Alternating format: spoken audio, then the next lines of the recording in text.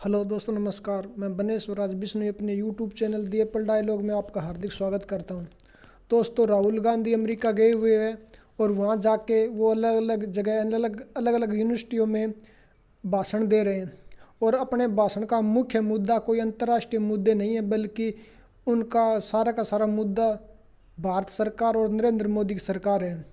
वो लगातार नरेंद्र मोदी पर अटैक करें, लगातार नरेंद्र मोदी को नीचा दिखाने की कोशिश करें।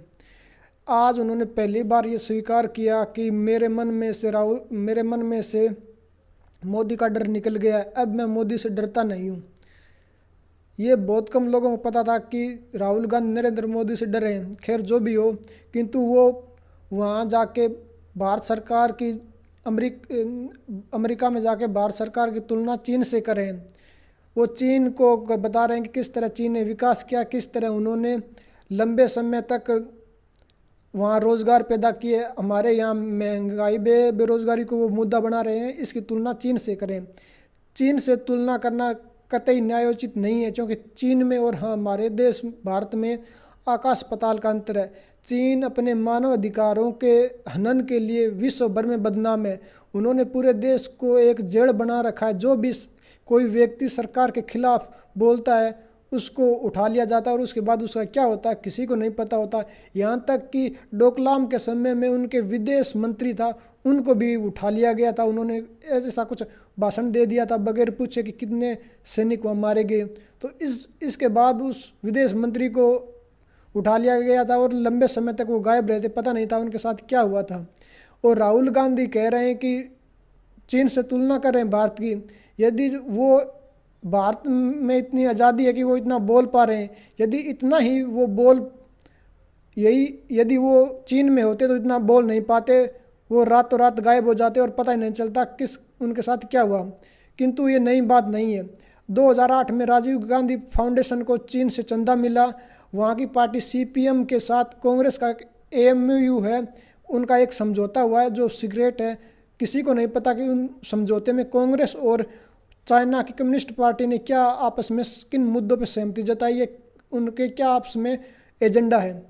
तो वो देश के साथ एक तरह से छुपकर, एक तरह से गुप्त एजेंडे के साथ चाइना को सपोर्ट करें, चाइना के साथ मिले हुए हैं। और कल वो वहाँ अमेरिका में बैठ के भाषण दे रहे थे अर्थव्यवस्था पर, और उसी टाइम में एक खबर आई कि चाइना का जो शेयर बाज़ार है वो अपने 5 साल के निचलम स्तर पर पहुंच गया है। चाइना का शेयर बाज़ार में भारी गिरावट है। वहाँ की जो कंपनी है वो चाइना छोड़ रही है और दूसरे देश भारत, वियतनाम, इंडोनेशिया देशों में अपने प्लांट ट्रांसफ़र कर रही है। लगातार उनका वो कोराम बना हुआ है, वहाँ के निवेशक है वो कंगाल हो रहे हैं। लगातार उनका जो शेयर बाज़ार है वो टूटता जा रहा है। कोरोना के बाद से चाइना की अर्थव्यवस्था लगातार नीचे जा रही है, डाउन जा रही है, और इसके लिए चाइना हर संभव कोशिश कर रहा है। इसके बावजूद वो अपनी अर्थव्यवस्था को कंट्रोल नहीं कर पा रहा है। 5 साल के निचले स्तर पर उनका, कल जब वो बयान दे रहे थे उस टाइम चाइना का जो शेयर बाज़ार है वो गिरावट के साथ अपने निचले स्तर 5 साल के निचले स्तर तक पहुंच गया। और ये बात नई नहीं है। फरवरी 2024 में उन्होंने $7 ट्रिलियन गंवाए थे। उनके शेयर बाज़ार में इतनी बड़ी गिरावट आई, 13 साल की सबसे बड़ी गिरावट थी, और उस टाइम उनके $7 ट्रिलियन अमेरिकी डॉलर सवा हो गए थे, ख़त्म हो गए थे, निवेशकों के डूब गए थे। राहुल गांधी को वो दिखाई नहीं दे रहा। इसी के साथ मार्च 2024 में चीन के निवेशकों ने शेयर बाज़ार में इतना ज़्यादा गिरावट आई कि वो शेयर बाज़ार में जो निवेशक थे वो सारे के सारे कंगाल हो गए। जो विदेशी निवेशक थे वो चाइना छोड़ के भागने लगे। उन्होंने अपना सारा का सारा पैसा चीन के शेयर बाज़ार से निकाल लिया, और ये कोई बड़ी बात नहीं है। इसी के साथ वो रोज़गार की बात कर रहे थे। रोज़गार में वो मेक इन इंडिया का मखौल उड़ा रहे थे, मजाक उड़ा रहे थे। एक समय था यूपी के चुनाव में जब वो कह रहे थे कि यदि हमारी सरकार बनी तो हम made in Saharanpur, made in Raebareli के प्रोडक्ट विश्व भर में फेमस करेंगे। यानी दुनिया भर में मेड इन रायबरेली का ब्रांड बिकेगा, मेड इन सहारनपुर का ब्रांड बिकेगा। दोस्तों, वो चुनाव के टाइम अक्सर ऐसी बातें करते हैं। और इधर उनकी हिमाचल में सरकार कंगाल हो गई है।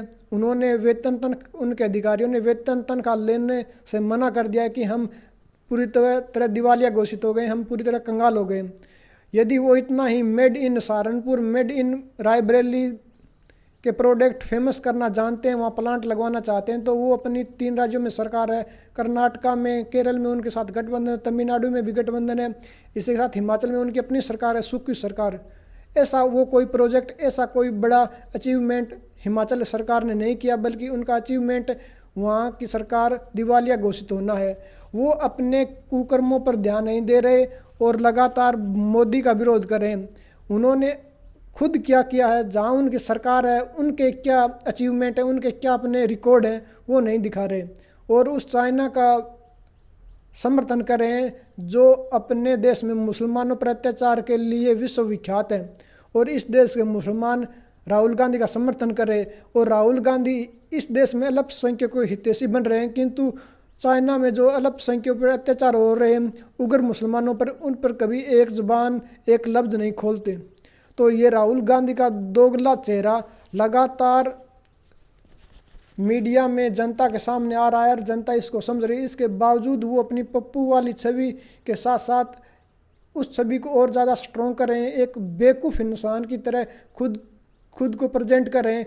उनको सब पता है, तथ्य सब मीडिया में और हर जगह उपलब्ध है, इसके बावजूद वो उनको स्वीकार नहीं करे, बल्कि उल्टा मोदी पे आरोप लगा रहे हैं। इसी के साथ वो चाइना का समर्थन करें। खैर, पप्पू की जो छवि है वो तो है ही है, इसके साथ उनकी एक देशद्रोह की जो छवि बन रही है वो उस पप्पू की जो छवि है उससे भी ज़्यादा खतरनाक आने वाले समय में सिद्ध होगी। आज की वीडियो में इतना ही, धन्यवाद।